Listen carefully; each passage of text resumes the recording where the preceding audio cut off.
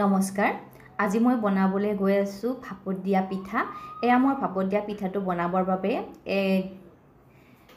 এক টেমা লৈছো ভাত খোৱা চাউল এয়া মই ভাত খোৱা চাউল এটেমা লৈ এতিয়া এগিলাস পানী দি মই আধা ঘণ্টা সময়ৰ বাবে মই এনেদৰে ভিজাই থৈ দিম এয়া মই আধা ঘণ্টা সময়ৰ বাবে ভিজাই থৈ দিছো এয়া চাউলখিনি আধা ঘণ্টা সময়ৰ পিছত মই ঢাকনিখন উঠাই চাইছো আৰু ধুনীয়াকৈ সিজি উঠিছে এইখিনি সময়তে মই পানীৰ পৰা অতৰাই এতিয়া মিক্সাৰ জাৰ এটা লৈ পেলাই এইখিনি মই গুৰি বনাই লৈ লম এয়া মই মিক্সাৰ জাৰত দি গুৰি বনাই লৈছো এয়া দেখিছেনে ধুনীয়াকৈ গুৰি বনাই লৈছো এনে ধৰণৰে আপোনালোকে গুৰি চাউলৰ গুৰিখিনি বনাই ললে হৈ যাব এয়া মই এচিকুট দিছো খোৱা নিমখ এফালে দিছো বেকিং সোডা 1 চামুচ আৰু এইফালে দি দিম অকমান চেনি দিছো 4-5 চামুচ মানে মই দি দিছো আপোনালোকে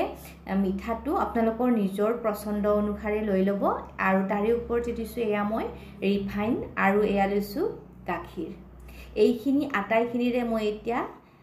হানি এটা স্মুথ বেটাৰ তৈয়াৰ কৰি লব লাগিব একেবাৰে মই ডাঠো নকৰো একেবাৰে পনিয়া কৰিও নেপেলাম এনেকুৱা এটা স্মুথ বেটাৰ তৈয়াৰ কৰি লম এয়া মই হাতেৰে আপোনালোকক দেখুৱাই দিছো এনে ধৰণৰে এটা বেটাৰ তৈয়াৰ কৰি ললে হ'ব এই বেটাৰটো বেছি ডাঠো হ'বলৈ নিদিব আৰু বেছি পনিয়াও হ'বলৈ নিদিব এইখিনি এতিয়া মই আধা ঘণ্টা সময়ৰ বাবে ৰেষ্ট দিবৰ বাবে থৈ দিছো ঢাকনি লগাই এয়া মই আধা ঘণ্টা পিছত ঢাকনিখন উঠাই চাইছো আৰু ঢাকনিখন উঠাই চাই আৰু এবাৰ হাতেৰে ভালদৰে লৰাই দিছো কাৰণ কোনোবা ফালে তলত লাগি থাকিব পাৰে সেই কাৰণে আকৌ এবাৰ মই লৰাই দিছো এয়া মই এটা টিফিন বাটি লৈছো টিফিন বাটিটোত এতিয়া মই ৰিফাইন তেল অকমান লৈছো আৰু ৰিফাইন তেলখিনি হাতেৰে চাৰিওফালে লগাকৈ এনেদৰে মই হাতেৰে মোহাৰি গোটেই বাটিটোতে মই হানি দিছো এনেদৰে ৰিফাইন তেল দিলে পিঠাখন উলিয়াবলৈ বহুতেই ইজি হয় কাৰণ তলত লাগি নধৰে এই কাৰণে মই গোটেইখিনি ৰিফাইন তেল ধুনীয়াকৈ হানি লৈছো এয়া মই ৰিফাইন তেলখিনি দি পেলাই এয়া মই বনাই লোৱা পিঠাগুৰিৰ পেষ্টখিনি ঢালি দিছো এয়া পিঠাগুৰিৰ পেষ্টখিনি ঢালি দিছো আৰু ঢালি দি তাৰে ওপৰতে দি দিম এতিয়া মই কাটি ৰখা কল আপোনালোকৰ তাত যদি কল বেছিকৈ পকি যায় তেতিয়া হলে পেলাই নিদি এনেদৰে পিঠাৰ ওপৰত দি পেলাইও বনাই খাব পাৰে এয়া মোৰ বেছিকৈ পকি যোৱা কল আছিল আৰু কলখিনি মই পেলাই নিদি এই পিঠাটোতে মই ব্যৱহাৰ কৰিছো আৰু ৰৈ যোৱা পিঠাগুৰিখিনিও ইয়াৰ ওপৰতে মই ঢালি দিছো এয়া এতিয়া মোৰ পিঠাগুৰিখিনি বাটিটোত ঢালি লোৱা হৈ গৈছে এতিয়া আহিছো গেছৰ ফালে এয়া গেছত কেৰাহী এখন উঠাই দিছো আৰু তাত দিছো এগিলাস জুখত পানী আৰু পানী দি তাৰে ওপৰতে দিছো এডাল ষ্টেণ্ডডাল দি পেলাই তাৰে ওপৰতে বহাই দিম এয়া মই পিঠাগুৰি ৰখা বাটিটো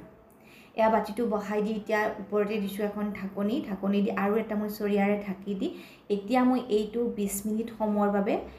সিজিবলৈ দিম গেছৰ ফ্লেমটো মই এতিয়া হাই কৰিয়ে ৰাখিছো পিছত কিন্তু মই লো ফ্লেমতে বনাম এয়া মই এতিয়া লো ফ্লেম কৰি দিছো আৰু মাজতে মই ঢাকনিখন উঠাই চাইছো আৰু উঠাই ইয়াৰে ওপৰতে মই কেইটামান কাজু আৰু কিশমিশ ব্যৱহাৰ কৰিম আৰু এইটো কিন্তু একেবাৰে অপচনেলে হয় যদি আপোনালোকৰ তাত কাজু কিশমিশ থাকে তেতিয়া হলে দিব পাৰে নাথাকিলে নিদিলেও কথা নাই এয়া মই কেইটামান কাজু আৰু কিশমিশ মোটাতে আছিল কাৰণে মই এইখিনি ইয়াতে ব্যৱহাৰ কৰিছো কাজু কিশমিশখিনি মই হাফ বেক হংতে দিছো প্ৰথমতে দিলে এইখিনি তললে গুছি যাব সেই কাৰণে মই হাফ বেক হোৱাতে দিছো এইখিনি আধা হিজা হৈছে আধা হিজা হোৱাতে মই কাজু কিশমিশ কেটা ব্যৱহাৰ কৰিছো আৰু ঢাকনিখন লগাই আকৌ মই সিজিবলৈ দিছো এয়া মই একেবাৰে শেষত ঢাকনিখন উঠাই চাইছো আৰু পিঠাটো সিজিছে নে নাই মই এইটো চেক কৰিবৰ বাবে চুৰি এখনেৰে মই হেচুকি এনেদৰে চাই লৈছো যদি সিজা নাই তেতিয়া হলে চুৰিখনত লাগি আহিব আৰু যদি সিজিছে চুৰিখনত অকমানো লাগি নাহে এয়া মোৰ পিঠাটো সম্পূৰ্ণকৈ সিজকাই আহিছে চুৰিখনত অকমানো পিঠাগুৰি লাগি অহা নাই এয়া মোৰ গেছৰ ফ্লেমটো অফ কৰি দিছো আৰু এয়া মোৰ পিঠা পৰিবেশনৰ বাবে ৰেডি হৈ গৈছে এয়া মই পৰিবেশনৰ বাবে প্লেট এখনত উলাই লৈছো আশা কৰো ভিডিওটো চাই ভাল পালে যদিহে ভাল পালে লাইক শেয়াৰ আৰু সাবস্ক্ৰাইব কৰি দিব কমেন্ট কৰিব লগতে থকা বেল আইকনটো প্ৰেছ কৰি দিব লগ পাম আন এটা নতুন ৰেচিপি ভিডিঅ'ৰ সৈতে তেতিয়ালৈ সুস্থ থাকক সুখত থাকক বাই